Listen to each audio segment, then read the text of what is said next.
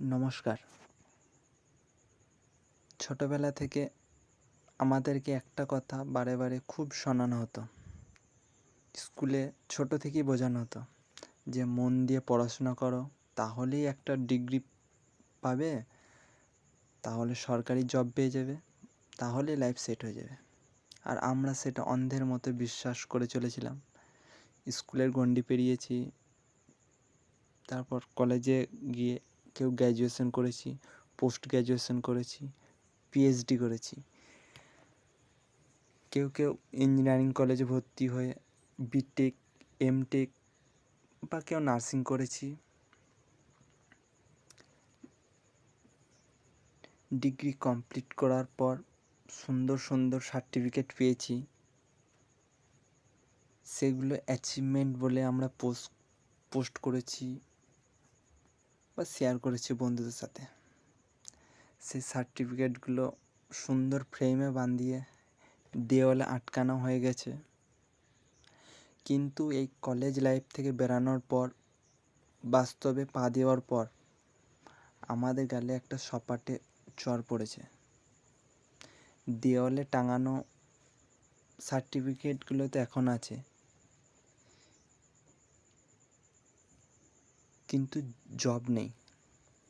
আজকের ভিডিওতে আমরা কোনো রাজনৈতিক আলোচনা বা বিতর্কে যাচ্ছি না। আমরা আজ কথা বলবো ভারতের সেই লাখ লাখ শিক্ষিত তরুণ যুবকদের মনের কান্না নিয়ে, যাদের পড়াশোনা হয়তো শেষ হয়ে গেছে, কিন্তু তারা আজও তাদের ভবিষ্যৎ নিয়ে অনিশ্চিত। কেন ডিগ্রি থাকা সত্ত্বেও জব পাবো না? এটা কি শুধু আমাদের দোষ, না সিস্টেমের দোষ?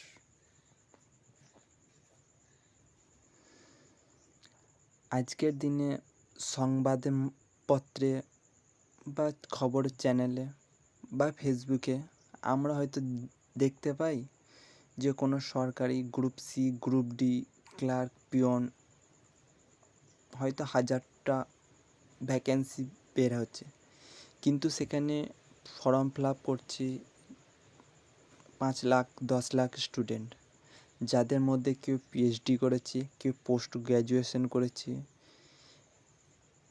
বা আরও ভালো ভালো ডিগ্রি করেছে। একটা ছেলে বা মেয়ে লক্ষ লক্ষ টাকা খরচা করে দিনরাত পরিশ্রম করে একটা ডিগ্রি কমপ্লিট করছে, কিন্তু এত কিছু করার পর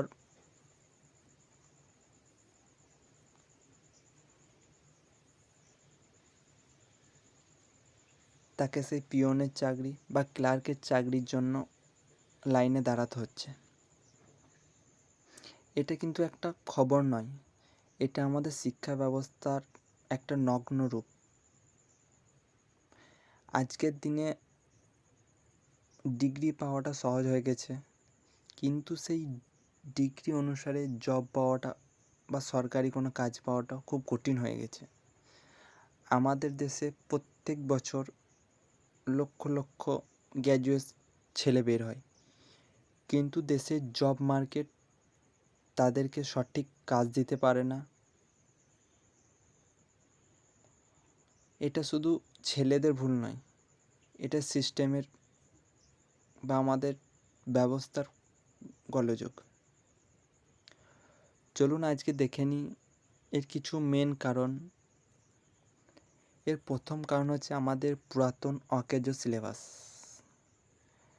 এখনকার মডার্ন দুনিয়া বা ইন্ডাস্ট্রি দাঁড়িয়ে আছে AI technology, digital marketing, computer, internet এসবের ওপর, কিন্তু আমাদের স্কুল কলেজ এখনও সেই পুরাতন ইতিহাস, ভূগোল বা এইসব বইয়ের মধ্যে সীমিত রেখেছে। এখনও পর্যন্ত অনেক মাধ্যমিক স্টুডেন্ট আছে যারা কম্পিউটার অন করতে পারে না, যারা ইন্টারনেট সম্বন্ধে কোনো সাধারণ আইডিয়াটুকু নেই। তারপর এই ছেলেগুলো যখন ডিগ্রি কমপ্লিট করার পর বাজারে যায়, তখন তারা হতাশ হয়ে যায়।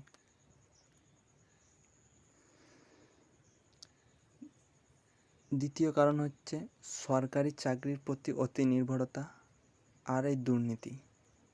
বিশেষ করে বাঙালি সম্প্রদায় যারা সরকারি কাজের প্রতি বেশি নির্ভরশীল, কারণ এখানে ভবিষ্যৎ সিকিওর, জব যাবার কোনো সুযোগ নেই। কিন্তু সরকারি জবের ভ্যাকেন্সি বেরই হয় না, বা বের হলেও এক্সাম নিতে দেরি করে, বা এক্সাম হওয়ার পরও আইনি জটিলতার মধ্যে নিয়োগ প্রক্রিয়া দাঁড়িয়ে যায়।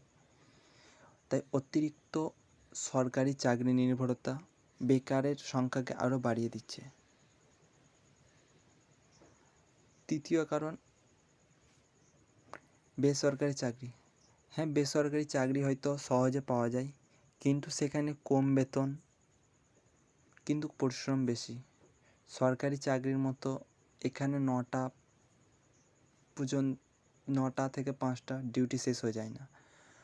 বাড়ি আসার পরও আপনাকে অফিস টাইম কাজ করতে হয়, ফ্যামিলিকে টাইম দেওয়া যায় না, একটা মেন্টাল প্রেশার কাজ করে। তাই অনেকে প্রাইভেট কোম্পানিতে কাজ করাটাকে পছন্দ করে না। আরেকটা কারণ হচ্ছে নিজের প্রতি বিশ্বাসের অভাব। আমাদের অনেকে কোনো ব্যবসা করার ইচ্ছা জাগে, কিন্তু ভয় লাগে।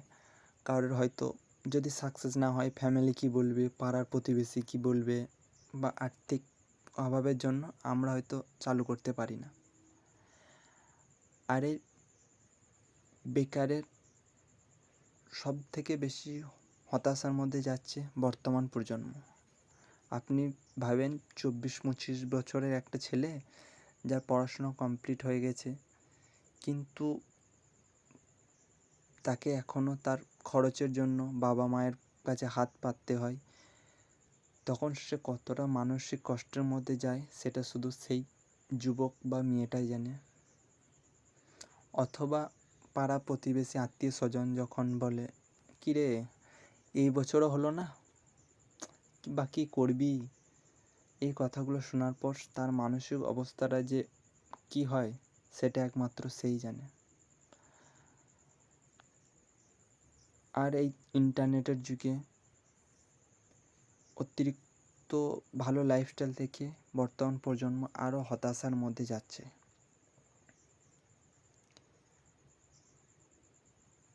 কিন্তু এর মানে কি এটাই যে এখানে সব কিছু শেষ?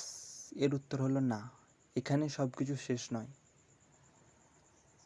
আমাদেরকে ডিগ্রি করার জন্য পড়াশোনা অবশ্যই করতে হবে, কিন্তু এর সাথে সাথে বাহ্যিক জ্ঞান যেমন AI, digital marketing, freelancing, app বানানো, ওয়েবসাইট বানানো, এসব শিখতে হবে। কারণ বর্তমান ইন্ডাস্ট্রি এগুলোর ওপরই দাঁড়িয়েছে। আপনার ডিগ্রি যতই বেশি হোক, আপনাকে এইগুলো জানতেই হবে। আপনাকে ডিগ্রি হয়তো একটা পেপার দেবে, কিন্তু আপনার একটা পরিচিত তৈরি হবে, আপনার নলেজ, আপনার হার না মানার মানসিকতা। হয়তো কোনো বিষয়ে আপনার ডিগ্রি অনেক বেশি হতে পারে, কিন্তু সেই জিনিসটার উপরে আপনার প্র্যাকটিক্যাল নলেজ অনেক কম। অপর দিয়েও অন্যজন একটা যার ওই জিনিসটার উপর ডিগ্রি কম হতে পারে, কিন্তু তার নলেজ বেশি। যখন সে চাকরি ক্ষেত্রে যাবে, তখন যার নলেজ বেশি সে হয়তো আপনার থেকে বেশি বেতন পেতে পারে বা সম্মান পেতে পারে।